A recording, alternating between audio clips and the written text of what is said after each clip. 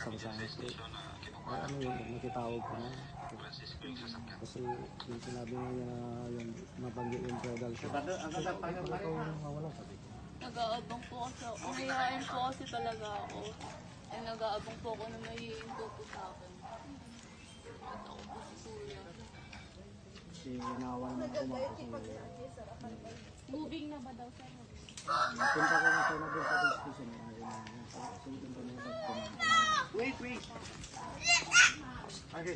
Ay, oo, nagpwede. Dapat po talaga ngayon. Kasi wala po akong pera. Yung mga gusto ko na po ko to, sinusundan ko po. Tapos wala man ako, lalakad na lang.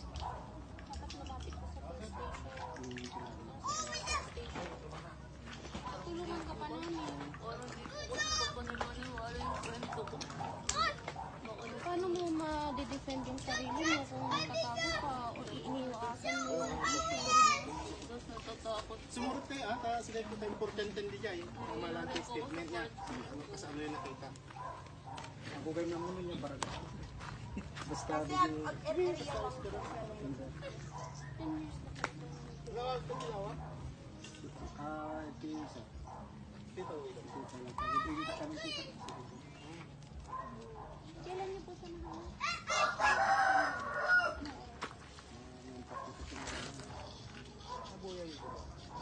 Kabuya binutihan.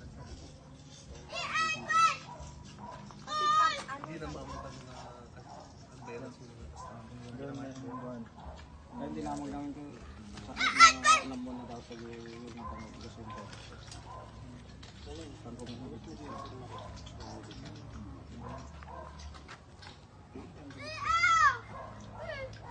Kami ko kanila pansama ng patrol o pagpababa tayo doon, hindi naman makakatikot-tikot, hindi naman lalabas.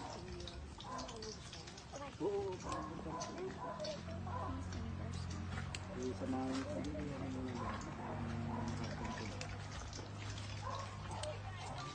Ilang oras lang naman yung biyahe.